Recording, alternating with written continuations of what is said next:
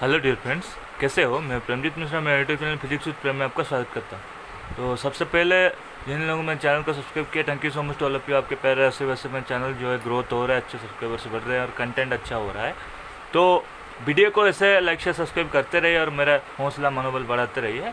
और जिन जिन लोग मेरे चैनल में नए हैं, अभी तक चैनल को सब्सक्राइब नहीं किए, तो उनके लिए बस इतना कहना चाहूँगा, अगर मेरे चैनल पर नए हो तो मेरे चैनल का वीडियो अच्छा लग रहा है, कंटेंट अच्छा है, तो प्लीज़ मेरे चैनल को लाइक से सब्सक्राइब करिए।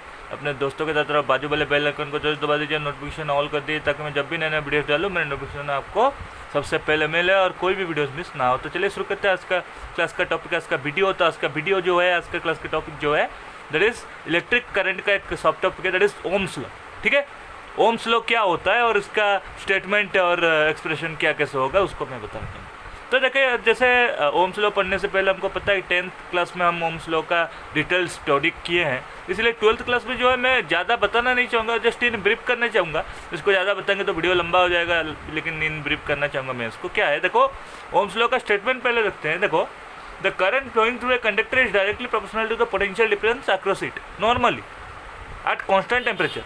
टेम्परेचर कॉन्स्टेंट रहेगा तो ये क्या होगा, the current flowing through a conductor is directly proportional to the potential difference across it. Okay, इसका मतलब है mathematically potential difference B is directly proportional to current I। Okay, flowing across a conductor. Okay, अभी ये जो proportionality symbol को हटा के अगर इक्वल टू सिंबल देंगे तो क्या होगा, एक कांस्टेंट जो है हमको मल्टीप्लाई करना पड़ेगा, तो that will be B equal to I into R। okay, where R is the resistance of the conductor। okay, that is the expression of Ohm's law, that is B is directly proportional to I। okay, and finally we found from that B equal to IR। okay, where R is the resistance of the conductor। okay, now the R resistance depends on the nature of the conductor, the dimension of the conductor and the temperature of the conductor। ठीक है, okay अभी देखिए, if we draw a graph versus I versus B, okay, और B versus I, normally B versus I बोलना ठीक रहेगा। If we draw a graph B versus I, then we will found a straight line passing through the origin. देखो, जब कोई भी चीज़ directly proportional होती है तो B is directly proportional to I, then इसका ग्राफ हमेशा जो है स्ट्रेट लाइन होता है, पासिंग थ्रू द ओरिजिन होता है। Okay, that's the graph of B is directly proportional to I। Okay, now अभी देखो, ये तो ओम्स लॉ हो गया हमको, B इक्वल टू IR। इसका एक अलग तरह से एक्सप्रेशन हम फाइंड आउट कर सकते हैं। Now the expression to prove Ohm's law और टू फाइंड ओम्स लॉ कैसे वैलिड है, इसका एक्सप्रेशन कैसे है। देखो, इसको हमने जो ड्रिफ्ट वेलोसिटी का कंसेप्ट हम पढ़े थे, इससे भी ओम्स लॉ को हम फाइंड आउट कर सकते हैं कि भाई ड्रिफ्ट वेलोसिटी से ओम्स लॉ कैसे फाइंड आउट हो सकता है। देखो मैं बता रहा हूँ, जैसे देखो उस समय में ड्रिफ्ट वेलोसिटी का we know from the drift velocity of concept. मैं जो ड्रिफ्ट वेलोसिटी का क्लास जब ले रहा था उसमें बताया था कि देखो B equal to U plus at होता है, U प्लस एटी होता है, जिस केस में U 0 होता है, B क्या होता है, 80 होता है, B इक्वल टू 80 होता है नॉर्मल। ये जो स्मॉल b होता है ना, मैं बताया था, स्मॉल b के बदले में आप बी डी भी लिख सकते हैं, बी सब्सक्रिप्ट डी भी लिख सकते हैं, ऐसे भी लिख सकते हो, ऐसे भी लिख सकते हो, कोई दिक्कत नहीं। तो अभी देखो, small b equal to a into tau, a into tau। okay, where a is the acceleration of the electrons, okay, the moving electron, okay, electron का जो acceleration है, और t is the relaxation time। okay, relaxation time दो मतलब दो successive collision के बीच में जो टाइम होता है उसको रिलैक्सेशन टाइम बोला जाता है। इसमें नॉर्मल टाइम होता था, इसमें रिलैक्सेशन टाइम है, बस इतना फर्क है। Let us consider the equation 1। ठीक है, b equal to a tau, where b is the drift velocity of electrons, the average velocity of electrons। okay, anyways, also we know that, हमको पता था, हम जो एक्सेलरेशन फाइंड आउट किए थे A equal to EB upon ml पता था। ठीक है, फोर्स इक्वल टू ma करके निकालते थे ना, फोर्स इक्वल टू ma करके निकालते थे। ठीक है, देखो फोर्स इक्वल टू ma करके निकालते थे इसको, तो उधर से A आ गया ना, EB अपन ml। अभी ये जो EB अपन ml, ये जो A का वैल्यू जो है, इसको मतलब EB अपन ml को इक्वेशन 1 में पुट कर देंगे तो क्या होगा, finally small b equal to EB upon ml into tau. Okay, अभी देखो, ये जो EB upon ml into tau, इसको ऐसे ही रहने देते हैं। और एक चीज़ देखते हैं, Also we know from the relation between electric current and drift velocity, we know that I equal to n a e small v, और इसको ऐसे भी लिखा जा सकता है, you can write it also as I equal to n a b e v d, b subscript d, इस तरह भी लिख सकते हैं, कोई दिक्कत नहीं, ठीक है। इसको हमको पता है रिलेशन, मैं बताया था जो इसके ड्रिफ्ट वेलोसिटी के क्लास में, electric current and drift velocity में जो रिलेशन है यही होता है, ओके। नाउ ये b के स्मॉल v के बदले में या b d के बदले में इसको पुट कर देंगे, you have to put this one, okay. Now put it, now I becomes NAE into EV upon ml into tau, okay।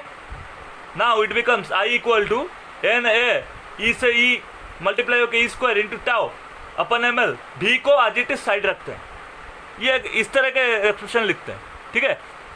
NA E से E मल्टीप्लाई होगा E स्क्वायर, टाउ से tau आज इट इज है अपन ml into ये जो v है, ये letter से इसको बाहर रख देते हैं, लेटर से ये कांस्टेंट टर्म हो गया और ये जो v है कि ये बाहर है। देखो ये मैं भी ये बता रहा हूँ, ये कांस्टेंट टर्म ही है, ज़्यादा कुछ नहीं है मैं जो बता रहा हूँ। देखो ये जो कांस्टेंट टर्म है ना, ये जो कांस्टेंट टर्म है, देखो n कांस्टेंट है, a कांस्टेंट है, e तो इलेक्ट्रॉन के चार्ज कांस्टेंट है, टाउ जो है ये भी कांस्टेंट क्वांटिटी है रिलैक्सेशन टाइम, और ml ये सब तो कांस्टेंट है ही, ठीक है। लेंथ तो बदलने वाला नहीं, ना कि ये जो है मास भी ये भी बदलने वाला, ये सब कांस्टेंट क्वांटिटी। तो रिलेशन क्या है, I equal to constant into v means I is directly proportional to v over here, you can say, जैसे I is directly proportional to v आप कह सकते हो, क्योंकि ना I equal to constant over v, constant into v है, ये proportionality directly proportional हुआ तब तो इक्वल टू होगा कांस्टेंट इनटू v हुआ ना, कुछ कांस्टेंट इनटू v हुआ। और ये जो कांस्टेंट को देखो हमको पता है v equal to I R, हमको पता है इधर में, ये पहले v equal to I R हमको पता है, ठीक है। v equal to I R हमको पता है, तो I equal to v by R हो सकता है। इधर से हम ये भी लिख सकते हैं ना, इधर में मैं लिख रहा हूँ थोड़ा सा, I equal to v by R लिख नहीं सकते, v equal to I R तो हमको पता है ओम्स लॉ से, तो I equal to v by R इधर लिख सकता है, मैं लिख दिया I equal to v by R. तो कुछ इस तरह का देखिए, I इक्वल टू v तो है, बाई आर चाहिए, तो v into one by R कर देंगे, एक ही चीज़ है। इधर में v इक्वल टू वन मतलब क्या है, ये जो v into one by R कर देंगे तो हो जाएगा ना v बाई आर, तो I equal to v by R के रूप में हम लिख रहे हैं ना, तो v into one by R इसको कर देंगे, तो ये जो टर्म को let us consider it as one by R, okay. Now इसको मैंने वही चीज़ लिखा, I equal to one by R into v, let us consider it as equation 2 where 1 by r is termed as 1 by r equal to n a e square into tau upon ml, okay, 1 by r equal to n a e square tau upon ml, let us consider this as equation 3, and I equal to 1 by r into v, वही v by r जो I है इसको 1 by r into v, तो ये equation 2 है, ये equation 3 है, समझ गए। 1 by r इसको मैंने क्यों लिया, v equal to ir पता है ना, तो इसीलिए 1 by r इसको लिया। अभी ये जो 1 by r है इसको हम चाहे तो रेजिस्टेंस के रूप में लिखेंगे तो कैसे होगा मैं बता रहा हूँ। देखो मैं कुछ को और एक चीज़ की भी मैं बता देता हूँ, कोई दिक्कत नहीं, ठीक है। अभी देखो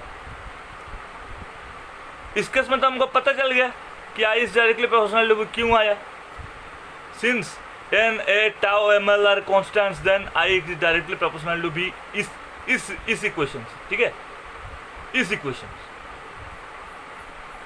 कंसिडर दिस इक्वेशन, ये जो I is directly proportional to b है ना, कंसिडर दिस इक्वेशन, ये सब कांस्टेंट है, इसीलिए I equal to constant into b, और कांस्टेंट हटा होता है I is directly proportional to b, this the concept also, that is at constant temperature. मैंने लिख भी दिया है, ये भी एक तरह की डेफिनेशन आप लिख सकते हो, चाहे तो ये स्टेटमेंट बदला के, यू कैन से ये स्टेटमेंट को बदल के भी आप इसको लिख सकते हो, ये भी पार्शियली करेक्ट है। हालांकि ये दैट इज द ये करेक्ट डेफिनेशन हो सकता है, ये भी एक डेफिनेशन हो सकता है, कोई दिक्कत नहीं। That is at constant temperature, current flowing through a conductor of uniform cross-section area is directly proportional to the potential difference across the terminal, okay, across the terminal of the conductor, and this is called Ohm's law, okay।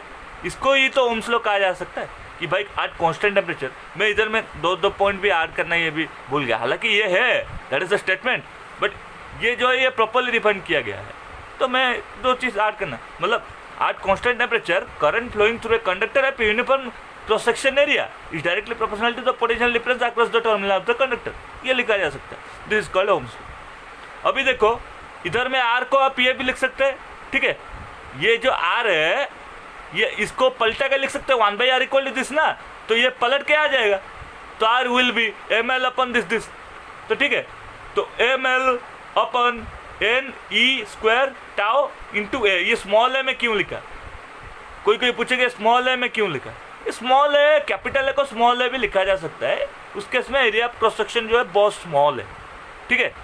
और इसको जो है ना मैं आगे class में ये बताऊंगा ये क्या चीज़ है, इसको रो भी कहा जा सकता है। ये जो m upon N E square tau है जो, that will be called as a constant rho and that will be called as resistivity.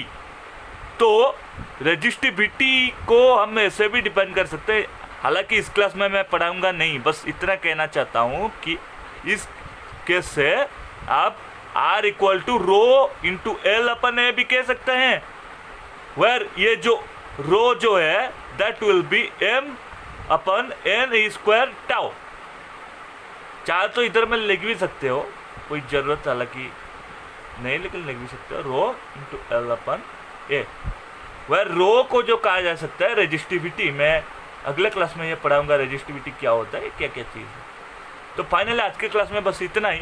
तो आज के क्लास में हमने जाना कि भाई ओम्स लॉ का नॉर्मल ये जो स्टेटमेंट और इसका जो मैथमेटिकल डेरिवेशन है, नॉर्मल चीज़ ये सब क्या क्या चीज़ है, और ओम्स लॉ का ये जो ग्राफिकल रिप्रेजेंटेशन क्या होता है, ठीक है।